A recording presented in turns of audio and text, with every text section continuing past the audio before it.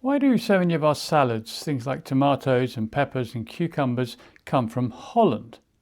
It can't be a question of climate. I mean, if it was bananas, then I'd understand. But the climate between the UK and Holland, well, they're pretty similar. So what's going on? Well, it's a question I've asked myself a few times, and I've been asking it again this morning in the light of an article by George Monbiot in The Guardian, in which he highlights the problem of food security, which has shot up the agenda recently, partly because Iran having closed the Straits of Hormuz, and that is preventing 30% of the world's requirement of fertiliser from coming through onto the market. And that's because who knew? It turns out that fertiliser is made out of natural gas, and most of that comes out of the Middle East. So it's a big issue. And at the moment in the UK, we import nearly half our food.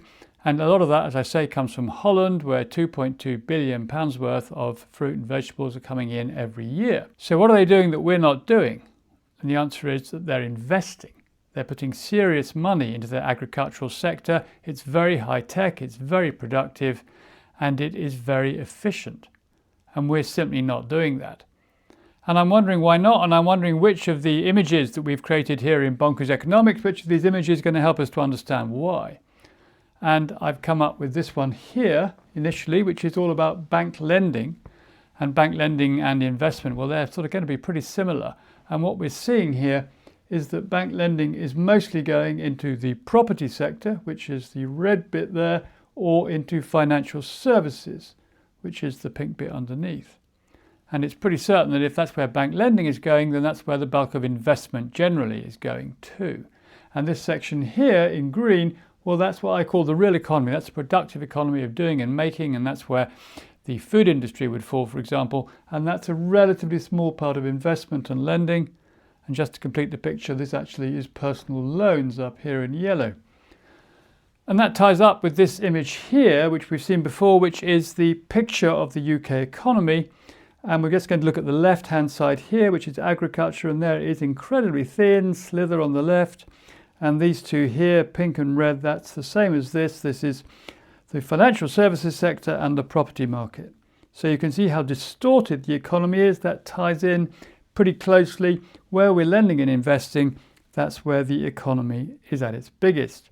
And if you want to get the full details on these images, then in fact you can find a video about each of them in the series, and I will post a link in the description. So, okay, you might say, well, the UK is good at financial services and Holland is good at growing tomatoes. So what's the difference? They're both economic activity, they both make up components of GDP, and that's true. But there is a huge difference because salads, tomatoes, lettuces, cucumbers, those sorts of things, we can eat those. They contribute directly to the quality of our lives. When you produce food, you produce something new, something additional that wasn't there before. You produce something which is going to sustain life. Produce something which people want and can eat and can live on. Financial services are not at all like that. Financial services don't produce anything new. What they do is they churn money through the economy. They pass money from pillar to post, from A to B, and some of it ends up in the hands of the already wealthy. That's what they're there to do. They're there to accumulate money and cream off something as the money moves through the system. And that's a huge industry, a huge activity, but it's not productive in the real sense that producing food is productive. And so it's not surprising we're getting poorer in the UK because we're measuring all this production which isn't really production at all. So the first thing we need to do if we want to emulate the Dutch, produce our own food, is to redirect investment and lending into those sorts of activities. And that's fundamentally a matter of government policy. The government needs to decide that that's the priority to make that happen. But while we're waiting and waiting forever probably for that to happen, there's something else going on which is really interesting because something like 3% of all our fruit and veg in this country is actually produced by ourselves for nothing in our gardens and our allotments. And that's very productive. Often more can be produced per acre in an allotment than in a vast great prairie field, for example. There's something like 3 million of us doing this, and some people are producing at least half of their vegetable requirements and something like 20% of the fruit that they consume. So it's quite a big deal. But of course it's not being measured as economic activity because no money is changing hands. And that means it doesn't form a significant part of government policy. But if we could increase the amount of food that was being produced in this way, it would be highly efficient.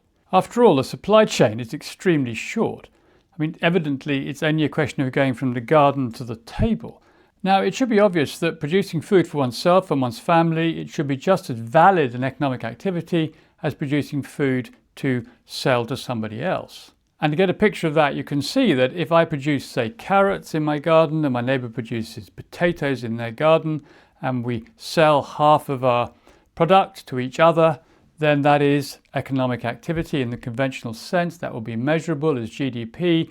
Any conventional economist would accept that that was legitimate economic activity. But if, for example, one of us gives over half our bed to carrots and the other one gives half their bed to potatoes, so we're each producing what we need, then the same amount of product is being produced under the same conditions, but no economic activity is being recorded. And that's obviously ridiculous. But nonetheless, it's the fact.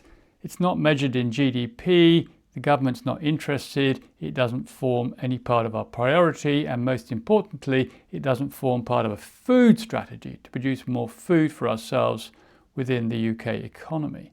And that takes us to this image here, which is paid and unpaid work in the UK economy. And the green bars represent unpaid work, which is about 2/5 of the total. And that's among the most productive work that we do. And in there is all this food production that people do for themselves.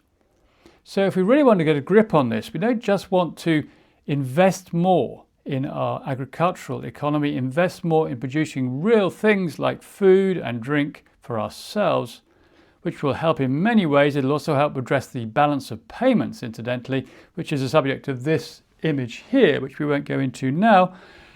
First of all, we need to do that. And secondly, we need to prioritise work people do for themselves because it really matters.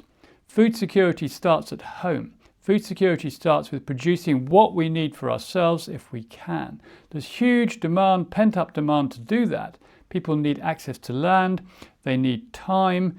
It needs to be appreciated. It needs to be valued. We need to see that it's an important part of our productive activity.